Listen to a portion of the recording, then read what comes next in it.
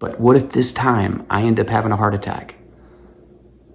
But what if this time the plane does go down? What if this time I do get in an accident? What if this time they do leave me? What if this time I do get fired? Right?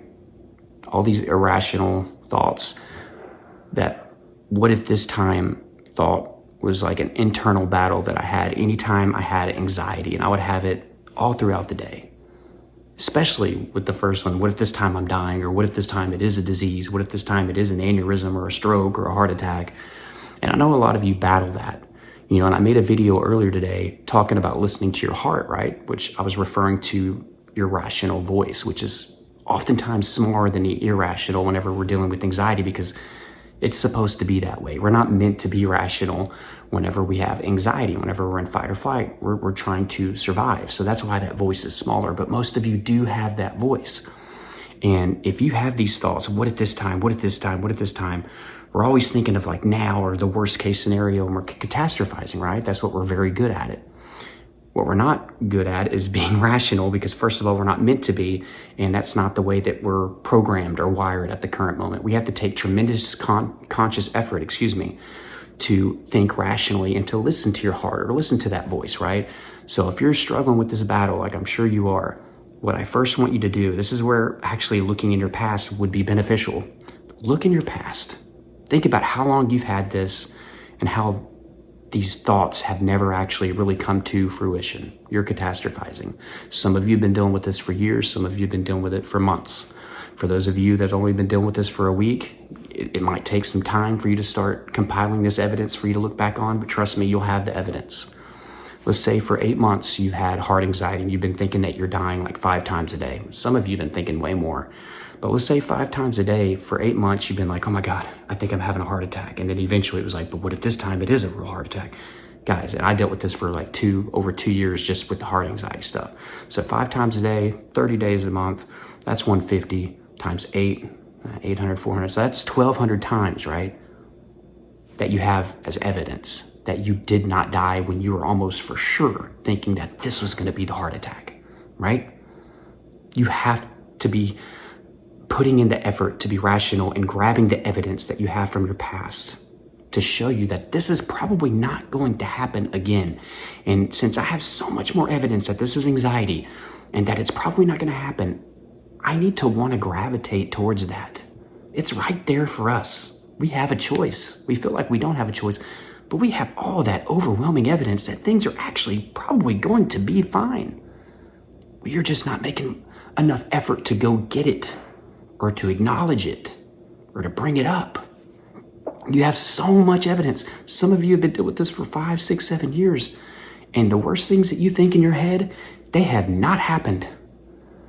And guys, honestly, as time went on, that actually started to scare me more than anything, than even the anxiety or whatever. I was more afraid of constantly catastrophizing and being in fear than actually dying in death and disease.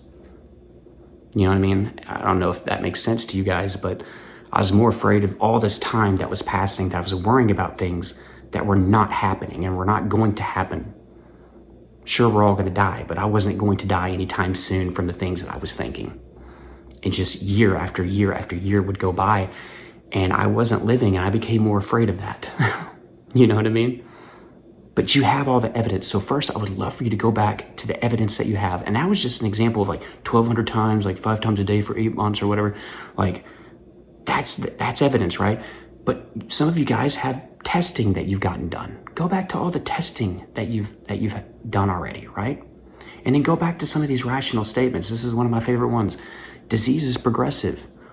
I've been dealing with some of these same symptoms for like 2 years. I've had all the testing done. Something would have happened by now. I would have died by now, or this disease would have gotten worse, right? I know I always tend to go to the health anxiety route, but think about it like I've gone to work every single day for, the past 3 years, and I've always thought something horrible is going to happen on my way there. And I always get to work, and I always get back home. I always make it back home. I have a job that demands me to, flying. I have to fly, like 20 times a year. Not once has that plane gone down, right? So it's probably not going to happen this time, right? And at some point, I wish you'd get there faster, But at some point, you're going to get to the point where you're sick and tired of the what if game. And then that kind of brings you to the next thing. You'll have this breakthrough where it's like, well, you know what? The what if. If it happens, it's going to happen. Because towards the end of your recovery journey, you start to let go of control. You realize how important that is.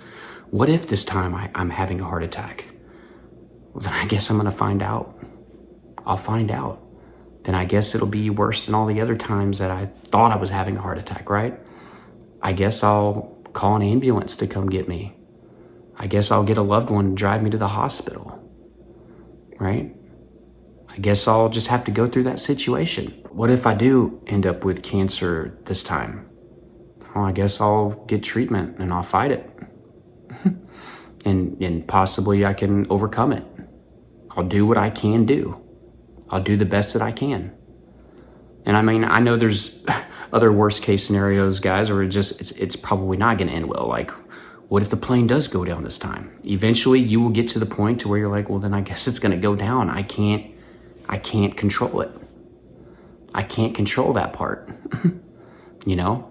So you're going to have to start practicing letting go of control whenever these thoughts pop up as well. So turn to the evidence that you have that this has never happened and it's probably not going to happen again by listening to that rational voice, combining with presenting evidence to your subconscious that, hey, X amount of times this thought has come up and it never happens, and disease is progressive. I've gotten all these test results that indicate that I'm healthy, or we never crash, or that plane never goes down, right? Or people never laugh at me whenever I go out in public, or whatever fears that you have, right? That you're struggling with. Go to the evidence, and then the next theme is to try to let go of control and just realize, like, I'll do the best that I can if that situation does happen. But I'm not going to worry about it until it actually happens. You know, I'll save that fear and anxiety for that moment, you know, whenever the pilot says, like, looks like we're going down. I'll worry then, you know, but I am sick and tired of not living, right, by worrying about these things and letting them consume me, you know, trying to control things, I guess, that I can't control all throughout my day, every day. If you want some more step-by-step help with your recovery process, go down below in the description and the first pinned comment. Check out my course, Elite Anxiety Bootcamp. It'll help you with that process. It'll jumpstart your recovery. It was very, very difficult for me to get through the panic attacks, the health anxiety, the generalized anxiety disorder. But I'm telling you guys, if I was able to get through that dark time where I was bombarded with these symptoms and panic attacks every day, I'm telling you, I promise you, you can do it too, okay? You can do it too. It takes a lot of hard work, strategy, patience, consistency. It's going to take everything that you got. But if you're prepared to do that, you're ready to work, that course will help you with that process. My one-on-one coaching info is down below, my social media. And guys, I did post a video earlier today. I'll put it up there. Check it out, all right? I love you guys. And until next time, keep fighting.